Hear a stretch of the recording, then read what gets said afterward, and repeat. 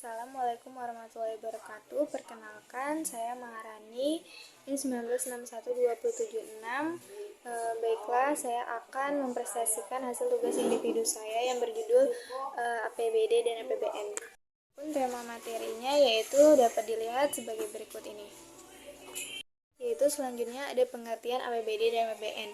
APBD sendiri yaitu suatu rencana keuangan tahunan pemerintah daerah yang dibahas dan disetujui oleh pemerintah daerah dan DPRD yang ditetapkan dengan peraturan daerah. Sedangkan APBN yaitu suatu daftar yang merinci secara sistematis tentang sumber-sumber penerimaan dan belanja negara yang berlaku untuk satu periode.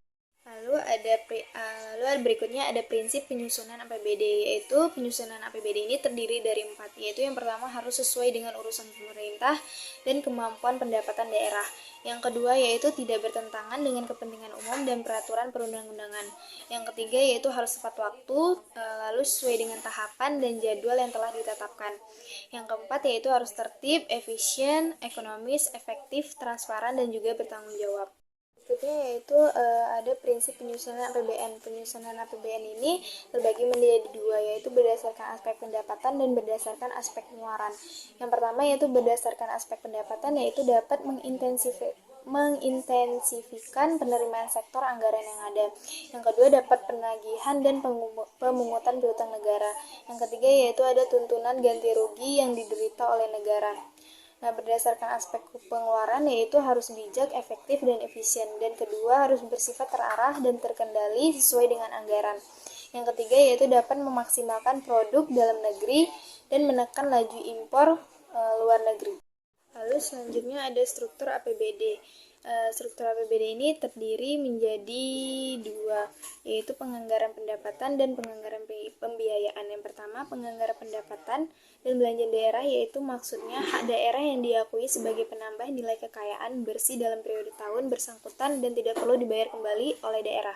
Yang kedua, itu penganggaran biaya. Maksudnya setiap penerimaan yang perlu dibayar kembali atau pengeluaran yang akan diterima baik pada tahun anggaran yang bersangkutan maupun pada tahun-tahun anggaran berikutnya. Adapun dari struktur APBN terdiri dari 4, yaitu yang pertama ada pembiayaan negara. Maksudnya pembiayaan negara ini terbagi menjadi 2 jenis, ada pembiayaan dalam negeri dan luar negeri. Pembiayaan dalam negeri seperti pembiayaan perbankan dalam negeri dan pembiayaan non-perbankan dalam negeri, atau hasil pengolahan aset, pinjaman dalam negeri neto, kewajiban penjaminan, surat berharga negara neto, dan dana investasi pemerintah. Sedangkan pembiayaan luar negeri yaitu penarikan pinjaman luar negeri yang terdiri atas pinjaman program dan pinjaman proyek, penerusan pinjaman, dan lain sebagainya. Yang kedua yaitu penyusunan APBN. Maksudnya yaitu proses penyusunan dan penetapan APBN terbagi menjadi 2 tahap. Yang pertama yaitu pembicaraan pendahuluan antara pemerintah dan DPR. Yang kedua yaitu harus pengajuan, pembahasan, dan penetapan APBN. Yang ketiga yaitu ada penerimaan pajak. Nah, penerimaan pajak ini terdiri dari pendapatan pajak penghasilan atau yang disebut PPH, atau pendapatan pajak pertambahan nilai dan jasa, dan pajak penjualan atas barang mewah, pendapatan pajak bumi dan bangunan, pendapatan cukai, dan pendapatan pajak lainnya. Yang terakhir yaitu ada belanja, meliputi semua pengeluaran uang dari rekening kas umum daerah yang mengurangi ekuitas dana yang merupakan kewajiban daerah dalam 1 tahun anggaran yang tidak akan diperoleh pembayarannya kembali oleh daerah. Berikutnya yaitu ada fungsi APBD dan APBN. Fungsi APBD yaitu terdiri dari 5, yaitu fungsi otorisasi, fungsi perencanaan, fungsi pengawasan, fungsi alokasi, dan fungsi distribusi. Yang fungsi perencanaan itu maksudnya anggaran daerah akan dijadikan sebagai dasar dalam menerapkan pendapatan dan belanja pada tahun yang sedang berlangsung. Sedangkan fungsi perencanaan itu anggaran daerah yang dijadikan sebagai pedoman dalam mengelola dan merencanakan berbagai kegiatan tanpa anggaran APBD. Fungsi pengawasan yaitu anggaran daerah ini akan dijadikan tolak ukur untuk menilai kegagalan atau keberhasilan pemerintah daerah setempat dalam menyelenggarakan kegiatan. Lalu fungsi alokasi yaitu anggaran daerah yang harus diarahkan untuk membuat lapangan pekerjaan agar mengurangi angka pengangguran. Berikutnya yaitu fungsi distribusi, yaitu anggaran daerah wajib yang mengutamakan rasa keadilan dan kepatutan. Sedangkan fungsi APBN yaitu terdiri dari 6, yaitu fungsi otorisasi, fungsi perencanaan, fungsi pengawasan, fungsi alokasi, fungsi distribusi, dan fungsi stabilisasi. Fungsi otorisasi, perencanaan, pengawasan, dan alokasi dan distribusi itu sama seperti fungsi APBD. Yang membedakannya adalah fungsi stabilisasi, yaitu anggaran pemerintah menjadi alat untuk memelihara serta mengupayakan keseimbangan fundamental perekonomian negara.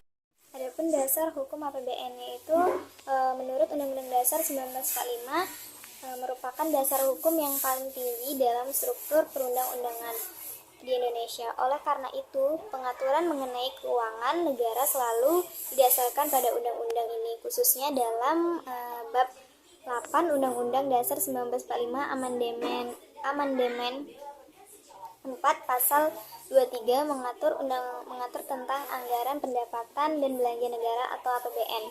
Adapun bunyi pasal 23 ayat 1-nya yaitu seperti anggaran pendapatan dan belanja negara sebagai wujud dari pengelolaan keuangan negara ditetapkan setiap tahun dengan undang-undang dan dilaksanakan secara terbuka dan bertanggung jawab untuk sebesar-besarnya kemakmuran untuk rakyat. Berikutnya yaitu ada sumber pengelolaan APBD dan APBN. Sumber pengelolaan APBD itu terdiri menjadi 3. Yang pertama, pendapatan asli daerah. Yang kedua, dana perimbangan. Dan yang ketiga yaitu pendapatan daerah lainnya yang sah. Sumber-sumber penerimaan pemerintah pusat pendapatan yang diperoleh negara berasal dari dalam negeri maupun luar negeri. Pendapatan negara tersebut sangat berpengaruh bagi keberhasilan proses pembangunan nasional. Yaitu terbagi menjadi 4. Ada penerimaan dalam negeri. Penerimaan dalam negeri ini maksudnya semua penerimaan yang diterima oleh negara dalam bentuk penerimaan perpajakan dan penerimaan bukan pajak. Sedangkan yang kedua yaitu penerimaan perpajakan, yaitu semua bentuk penerimaan yang terdiri dari pajak dalam negeri dan pajak perdagangan internasional. Yang ketiga yaitu ada penerimaan bukan pajak, yaitu maksudnya penerimaan bukan pajak ini semua bentuk penerimaan yang diterima negara dalam bentuk penerimaan dari sumber daya alam, bagian pemerintah dari laba, badan usaha milik negara atau BUMN, dan penerimaan negara bukan pajak lainnya. Yang terakhir yaitu ada hibah, yaitu penerimaan hibah adalah semua penerimaan negara yang berasal dari sumbangan swasta dalam negeri, sumbangan swasta, dan pemerintah luar negeri. Lalu berikutnya itu ada azas kebijakan APBN. Azas kebijakan APBN ini terdiri menjadi 3, yaitu anggaran berimbang, yaitu di mana kebijakan di jumlah pendapatan negara sama dengan jumlah pengeluaran negara. Yang kedua yaitu anggaran surplus, maksudnya kebijakan di mana jumlah pendapatan negara lebih besar daripada jumlah pengeluaran negara.